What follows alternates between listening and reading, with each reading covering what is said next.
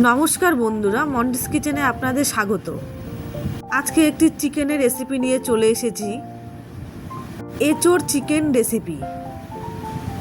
চলুন তাহলে দেখি কি কি নিয়েছি আমি। প্রথমে নিয়েছি এখানে চিকেন, একটু বড় বড় কেটে নিয়েছি। এঁচোড়টা দেখুন ছোটো ছোটো করে কেটে নিয়েছি। এবার নিয়েছি আদা রসুন পেস্ট, পেঁয়াজের পেস্ট, টমেটো পেস্ট। এবার এখানে আছে গোটা মশলা, জৈত্রী, জায়ফল, গোটা জিরে, ধনে, মৌরি, গোটা গরম মশলা, লবঙ্গ, এলাচ। এবার একটা প্যানের মধ্যে জল দিয়ে তার মধ্যে দিয়ে দেবো নুন, হলুদ গুঁড়ো, আর দিয়ে দেবো এঁচোড়গুলি, দিয়ে হালকা করে একটুখানি সেদ্ধ করে নেব। এবার একটি কড়াইতে গোটা মশলাগুলি হালকা করে একটু নাড়াচাড়া করে ভেজে নেব। ব্যাস ভাজা হয়ে গেছে, এবার গুঁড়ো করে নেব এটা আমি।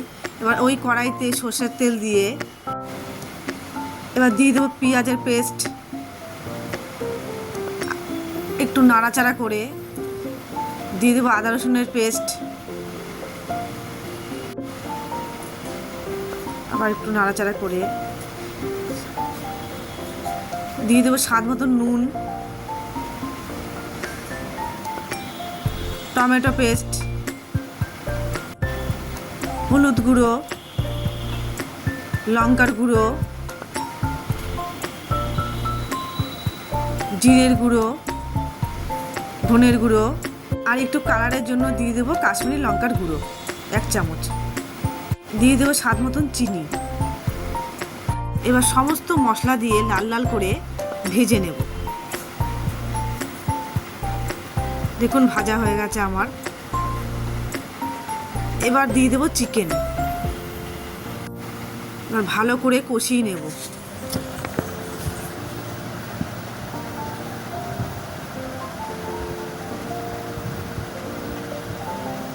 ব্যাস আমার কষানো হয়ে গেছে দেখুন। এবার দিয়ে দেবো সেদ্ধ করে রাখা এঁচোড়গুলি, আবারও ভালো করে একটুখানি কষিয়ে নেব।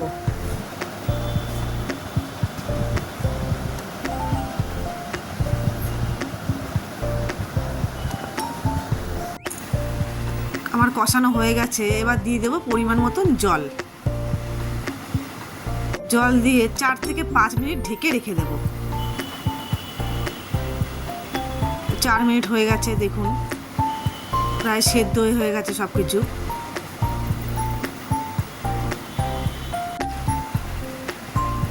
এবার দিয়ে দেবো ভেজে রাখা মশলা। এবার আরেকটু ফুটিয়ে নিয়ে